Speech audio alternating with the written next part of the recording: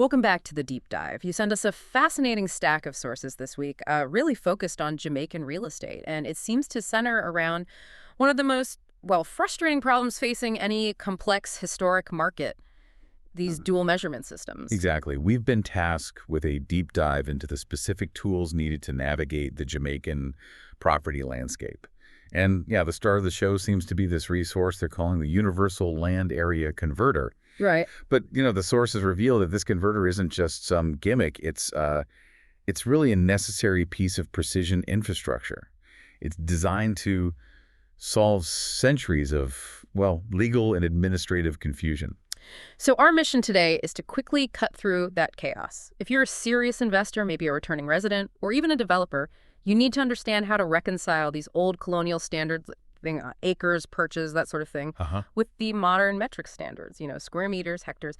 If you can't make that conversion instantly and accurately, well, you just can't trust the value you're assessing, can you? And that inability to instantly compare listings, that's precisely why prices and transactions can become so opaque. It's a real barrier. So this deep dive will unpack the sheer volume of resources required just to sort of enter the Jamaican property market. It really shows the complexity. And then we'll laser focus on that critical task, area conversion. The source material is essentially a comprehensive blueprint for precision, for transparency, in a market that, frankly, desperately needs both. Okay, let's jump right in then. Right. So before we really get down to the nitty-gritty of measuring land, it's pretty crucial to establish the scope of the resources here, what the source material actually details. It paints this picture of a market where, look, due diligence isn't optional.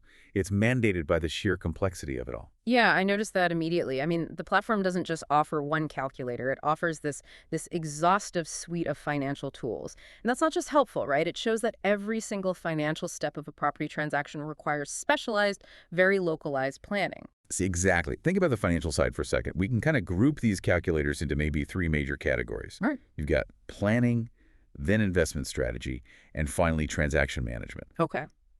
So for the planning phase, the tools move way beyond just simple monthly payments. You need the down payment calculator, okay, then the closing costs calculator, and that was highly variable, based on local duties, legal fees. Right, those hidden costs. Yeah, and critically, the affordability calculator. That affordability calculator, that one really jumped out at me. It sort of suggests that the market recognizes this high barrier to entry for a lot of buyers, doesn't it? I mean, in a country where interest rates, lending terms, they can differ significantly from, say, international norms. Having a localized tool that immediately factors in realistic income-to-debt ratios, that seems critical. It guides the user before they even waste time looking at listings they just can't possibly afford. Precisely. And this leads directly into the investment strategy tools. These really underscore the fact that this is a market that's heavily reliant on investment, especially foreign direct investment and returning resident capital. Makes sense. So the inclusion of things like the rental yield calculator and the rent versus buy calculator, that's not just boilerplate stuff. It acknowledges that a huge percentage of properties are acquired with a very clear investment horizon in mind, often leveraging that robust tourism market, you see. Absolutely. If you're buying a villa, for instance, you need to know right away if the potential rental income, and you have to factor in local property management costs, seasonal variations, the relevant taxes, all that stuff. You need to know if it's going to meet your ROI targets. These tools are tailored to mitigate those specific local market risks. And then finally, under transaction management, you've got the construction calculator, the home equity calculator, and crucially, these specialized commission calculators for both sale and rent. Right, the commissions, often a point of confusion. Exactly. These tools bring clarity for the professionals, the realtors, the agents, but they also give the buyer or seller an instant check on their final net proceeds. So this whole suite of financial tools, it confirms a market that's really pushing towards maximum transparency. It's like it's responding to these historically complex layers of costs involved in transferring property. It's an entire financial ecosystem built for precision. Okay, so moving beyond the financing, let's talk about market segmentation for a minute. The sources detail just an immense range of property filters. Now, at first glance, listing apartment, bungalow, condo, townhouse. Okay, that might seem basic. But the granularity here, the level of detail, it actually reveals quite a lot about, well, the stratification of wealth and the diversity of consumer demand in Jamaica. It really does. That diversity confirms the Jamaican real estate landscape isn't homogeneous at all, not by a long shot. You have properties targeting high-density urban residents, lofts, studios, penthouses, right alongside specialized rural or leisure properties like farmhouse acreage, vacation homes, villas. It covers the whole spectrum. Okay, but why is it important, for example, to specifically filter for a duplex triplex versus just a multifamily house? What's the distinction there? Well, it's really about legal definition and utility, Yeah. how it's used. A duplex or triplex implies a specific architectural setup, right? Okay. And usually separate titles or strata plans. Whereas a multifamily house might just be a single title property, but with multiple units inside for income generation. Ah, okay. For an investor, knowing that difference, it impacts financing options, regulatory compliance dramatically. And the inclusion of retirement communities also highlights, well, the aging population and the market's response to returning residents who are looking for permanent homes. And the commercial segmentation is just as telling, isn't it? They segment commercial property far beyond just a generic shop. We see filters for industrial properties, specific office space, retail space, and significantly, student accommodation. Yeah, student accommodation is a key indicator, right? It shows where developers might be seeing future growth, probably around universities and colleges. But look also at the distinction between pure land, then vacant lot, commercial development, and mixed-use property. Subtle differences. Very subtle, but important. It shows an evolving regulatory environment, one that recognizes the need to integrate residential and commercial activities, particularly in those densifying urban centers like Kingston or Montego Bay. This level of granularity, it helps both regulators and investors target their efforts with, well, laser precision. And just briefly, let's touch on those auxiliary resources they mentioned. They clearly indicate a focus on long-term knowledge building, not just quick transactions. They mentioned a magazine called NYM. NYM, yeah, which, is a local patois term, meaning Yeah. food or sustenance. Yeah. So it's just they're aiming to sort of feed the users information, right? And the content focus on architecture, investment, heritage, and that dedicated information for the returning resident demographic. It just confirms the platform's role as a real knowledge hub. And this is vital because the Jamaican property market is so strongly influenced by diaspora investment.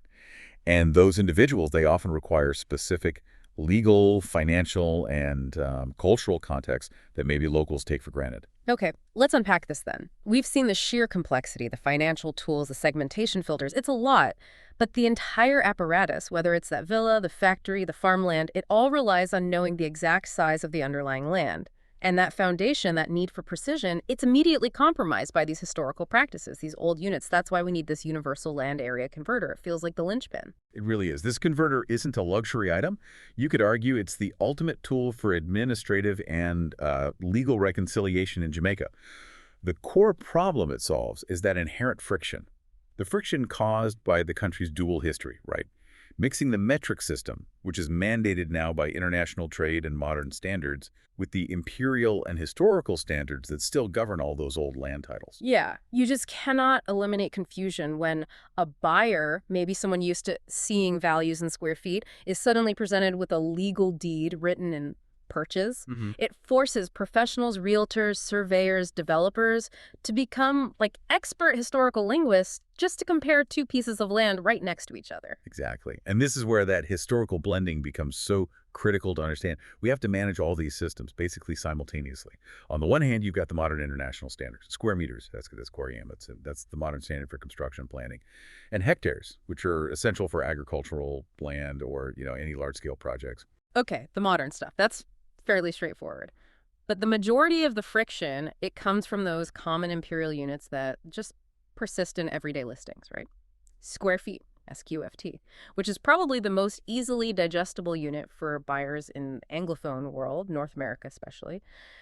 And the acre, which, as you said, remains the kind of default unit for a rural and suburban land sale. And then you get the units that cause the most headaches. The real legacy measurements. We're talking about perches and rods. These are units from the colonial era, often dating way back to 17th, 18th century land distribution surveys.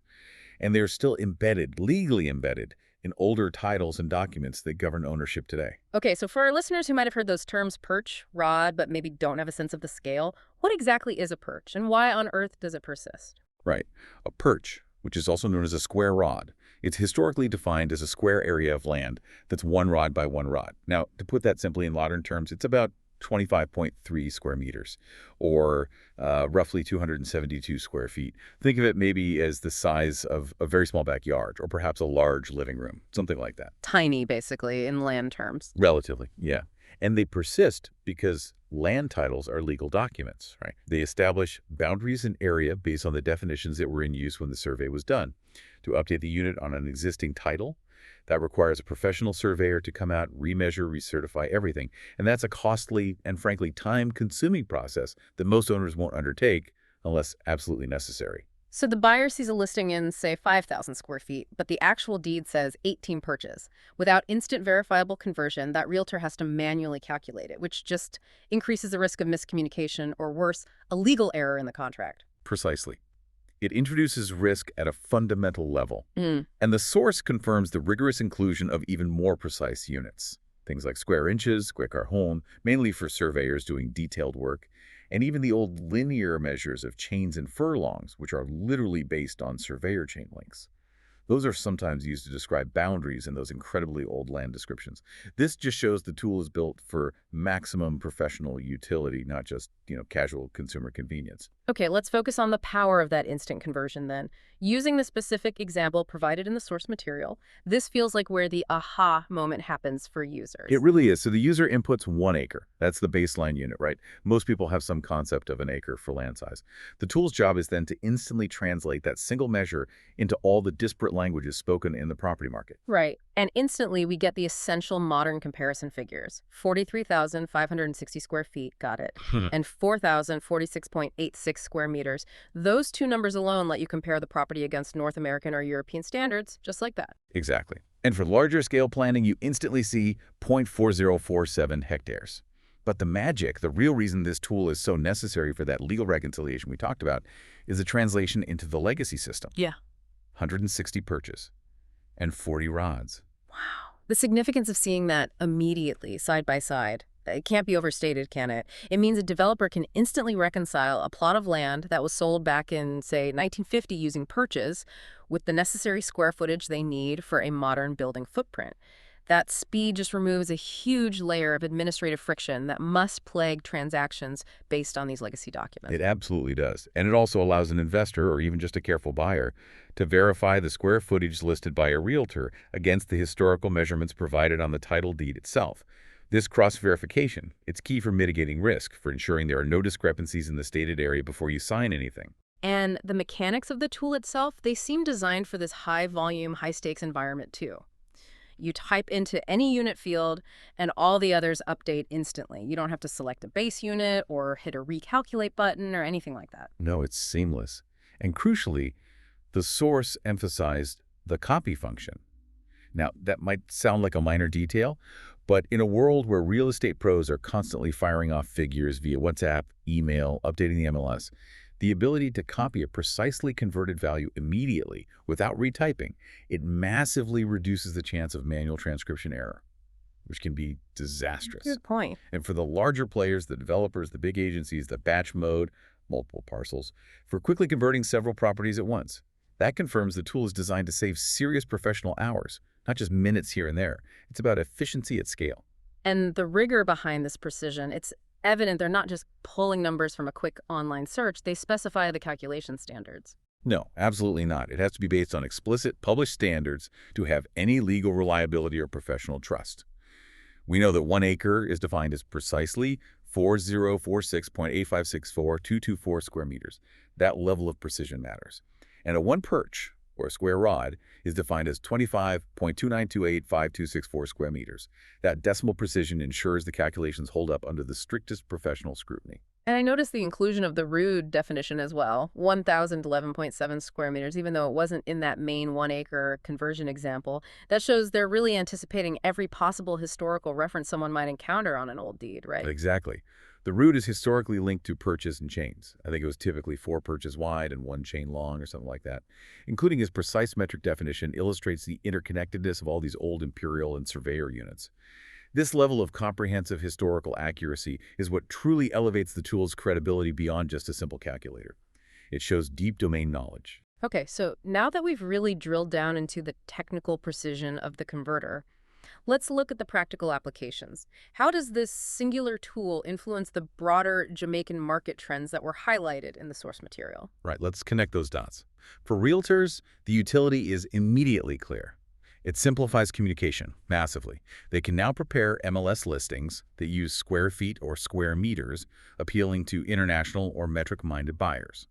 While knowing the underlying legal documents might still retain their legacy units like Perches, this makes the property instantly more accessible, more understandable to a global audience.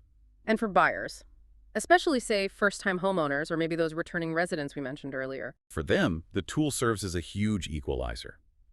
I mean, imagine trying to compare a small residential lot priced by the square foot against a large family holding that's priced by the acre. It's apples and oranges.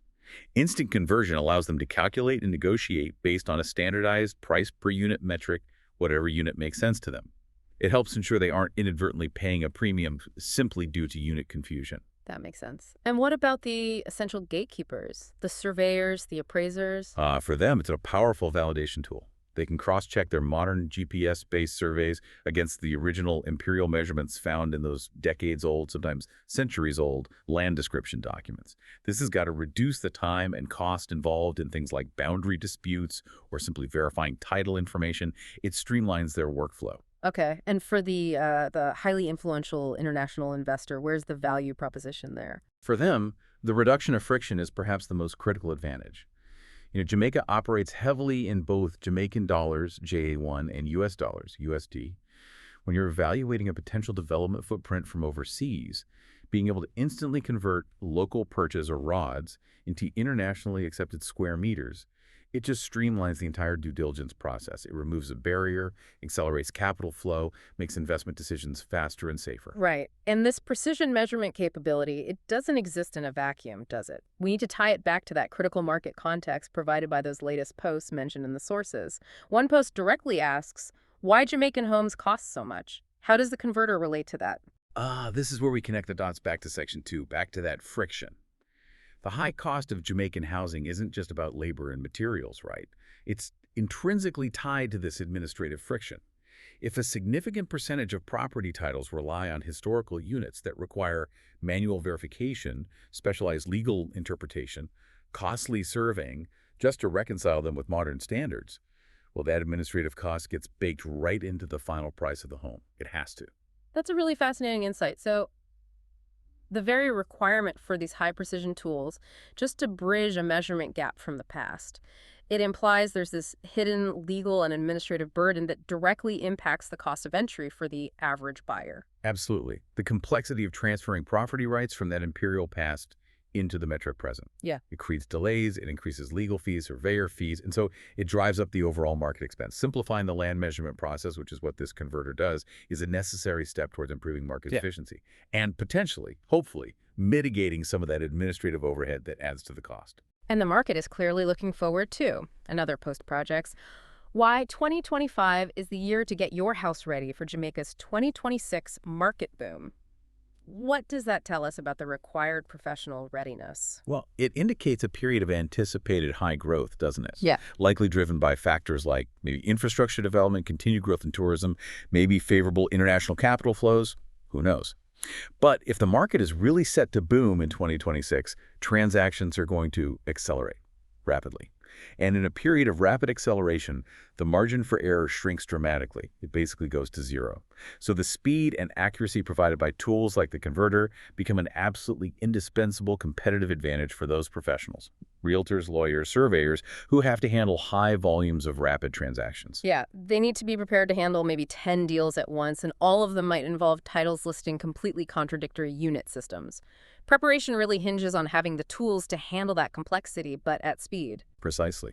And furthermore, they address risk directly too, right? Another post asks, can Jamaica's housing market weather a global downturn in 2026? When risk factors increase, like during a global downturn, the need for rigorous, almost painstaking due diligence becomes non-negotiable. Investors, banks, everyone involved must rely on precise financial models and crucially accurate measurement figures to hedge their positions. So the converter, in that context, also acts as a tool of risk management. It shores up the fundamentals. It's all about providing confidence in the underlying asset valuation, isn't it? When things get shaky, we also saw content mentioned on notes on the future of Jamaican architecture. How does that fit in? Well, that suggests the market is evolving rapidly, right? Moving beyond perhaps just traditional structures to incorporate more modern, maybe sustainable or climate resilient designs. And modern architecture depends entirely on metric measurements for plans, materials, everything, which again reinforces the necessity of being able to reconcile those old imperial land footprints measured in acres or perches with the new square meter construction plans. Yeah. The historical title has to be able to accommodate the future building accurately. And just to ground this in a real example, the source referenced a specific expired listing, Bogue Road, Montego Bay, St. James, priced at over 75 million Jamaican dollars. I mean, just imagine trying to evaluate that property's worth if half the documentation was in acres and the other half is in perches and maybe some square feet thrown in. You'd be immediately halted in your valuation process. You simply cannot determine a fair market price per square meter or per square foot without absolute faith in the area calculation. That listing and the significant price tag attached to it, it just underscores that every transaction, big or small, relies fundamentally on resolving this age-old measurement confusion. Hashtag tag outro. Wow. Okay, this deep dive has certainly revealed that navigating the Jamaican real estate market requires far more than just capital. It demands these sophisticated informational tools just to manage the friction caused by that historical duality. We've moved from the complexity of financial planning all the way down to mastering the reconciliation of centuries of measurement systems. That being said, we absolutely must circle back to the critical caveat, the warning provided in the source material itself. It serves as the final necessary piece of information for any sophisticated user of this tool or any tool like it. Right. The warning. What was the key takeaway there? Well, while the tool provides instantaneous high-precision estimates based on published rigorous formulas, giving you that 4046.85642 square meters for an acre down to the decimal, users must always, and this is emphasized, always confirm these critical figures with a licensed certified professional. That means a licensed surveyor or an attorney specializing in property law before finalizing any binding legal transaction. Ah, crucial distinction. Absolutely. The tool removes friction, it reduces error, speeds things up, but that professional confirmation, that's the essential last step of due diligence. It provides the legal certainty. That is a perfect way to put it. The converter provides the informational capital, maybe, but the professionals provide the legal certainty. Okay, so we've covered the exhaustive financial toolkit, the intricate segmentation of the market, and the absolutely essential mechanism of the universal land area converter for translating between acres, perches, rods, square meters, the whole lot. And that ability, the ability to instantly resolve that historical measurement chaos, that really feels like the key to unlocking efficient transactions in what seems to be a high growth, but also high complexity market. So to leave you, our listener, with a provocative closing thought, we established earlier that this administrative burden, the burden of reconciling imperial and metric systems, it likely contributes to the high cost of Jamaican housing. So here's the question. If Jamaica, or maybe any nation with a similar land title history, were to implement a mandatory, universal, and maybe even free government-backed tool like this converter, what effect might that single change have on actually reducing transaction costs, improving market transparency, and maybe accelerating the flow of investment, not just for big players, but for the average citizen? Yeah, just eliminating that specific measurement friction actually open up the market for a whole generation of new buyers, people who are maybe currently locked out, not just by price, but by the sheer complexity of dealing with these old systems. Something to mull over as you consider the true, often hidden cost of historical administrative baggage. Thank you for joining us for the deep dive.